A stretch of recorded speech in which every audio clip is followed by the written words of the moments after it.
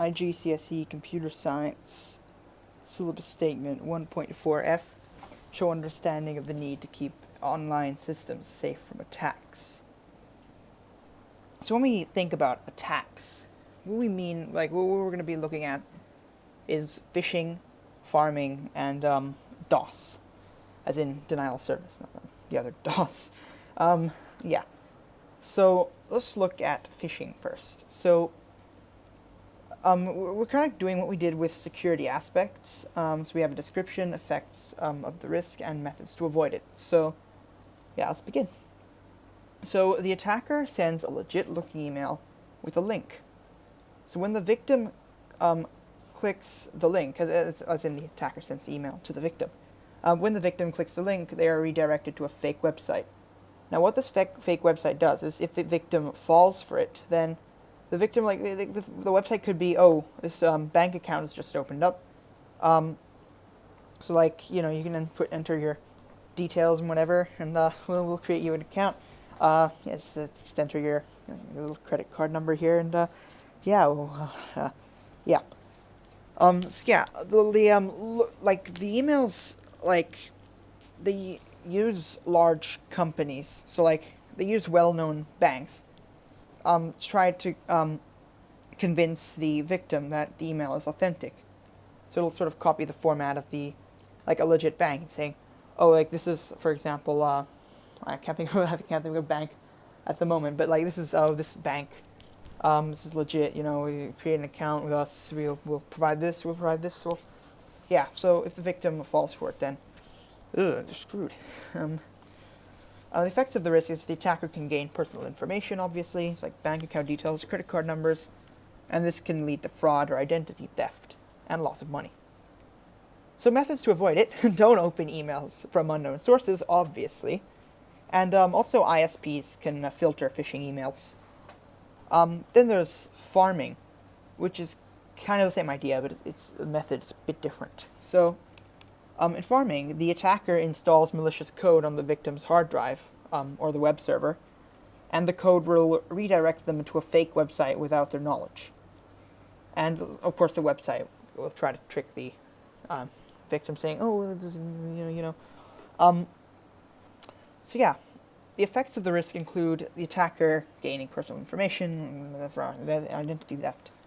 Methods to avoid it: be alert and look for clues that you're being redirected to another website. Obviously, because if you're being redirected to another website, yeah, then you'd be like, I didn't really, you know, weird. I didn't do this. Hang on, I didn't. And then some anti-spyware software can identify and remove pharming code as well, so that helps. What the user can also do is, when they're on a website, they can see that padlock or the HTTPS, so they know it's secure. If they don't see it, then it's not secure. Now, here's the thing. Some people may confuse phishing and pharming, like the terms. Some people might say, oh, phishing is when the code is installed. Well, to avoid this, here's a good way to think about it. So you know what actual fishing is, like actual fishing, like you go to a lake and you fish for fish. Like farming, planting seeds on the ground and whatever, crops and all that. Here's how you can think of it. Fishing, you grab a fishing rod, right?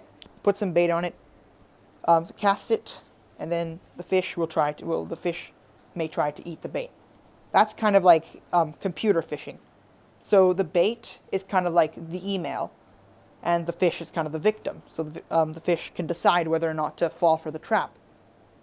Pharming is kind of like actual farming. So farming, like actual farming, you're planting seeds in the ground. Farming here, in this instance, we're planting code on the computer. So that's a good way to think about phishing and pharming, in case you get confused. Then there's DoS attacks. So, a denial of service attack prevents users from accessing a part of a network. This is usually done temporarily, but can be very damaging. I just had a sudden realization. Technically, this is the last security video, because the next one we're just applying it to real-life scenarios. So technically, this is the last security video. So yeah, it's been through quite a bit. Anyway, So one DoS attack method is flooding the network with useless traffic, and this is how it works. So when a user clicks on or enters a link, a request is sent to the internet server which contains the website. The server can only handle so many weird ways. Hang on, before we get to that, I should probably explain more about the DoS attack, actually. So just ignore that you saw all that. Anyway, so what a denial of service attack can do is it can stop you from like accessing your email or accessing some particular websites or accessing like online services like online shopping or online banking. Now we can move on to this. Okay, so one DoS attack method is flooding the network with useless traffic, and this is how it works. When a user clicks on or enters a link, a request is sent to the internet server, which contains the website. The server can only handle so many requests. So if it's flooded with thousands of requests, it won't be able to service the user's legit request, therefore denying the user service. So yeah, the server becomes like, there's all this stuff. It's like, whoa, we can't sort this out. Where does this go? Where does that go? We can't really sort this. So that's pretty much how it works. So the server can only handle so many requests. So yeah, that's how it works. So let's look at an example of this. So like a user's email account, for example. The attacker, what they do is they send many spam emails to the user's inbox. And ISPs only allow a certain amount of data for each user. So when the user's inbox gets filled with spam messages, the user won't be able to receive legit emails because, there's a lot of spam and the server can't handle that.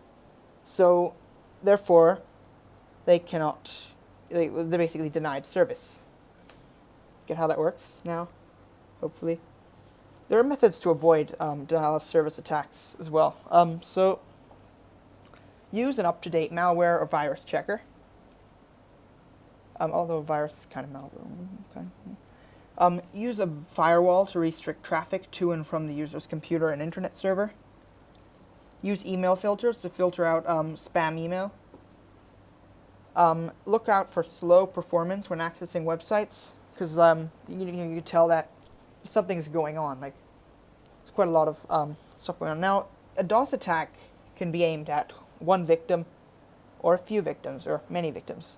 Usually it's one, because some hacker wants to get at one person who they just don't like them. So they're just like, yeah, let's deny you some service. Look out for unavailability or inability to access particular websites. So like if you can't access that, or if this service isn't available, or you're not able to do this. Yeah. And also look out for large amounts of spam emails in your inbox, because obviously that's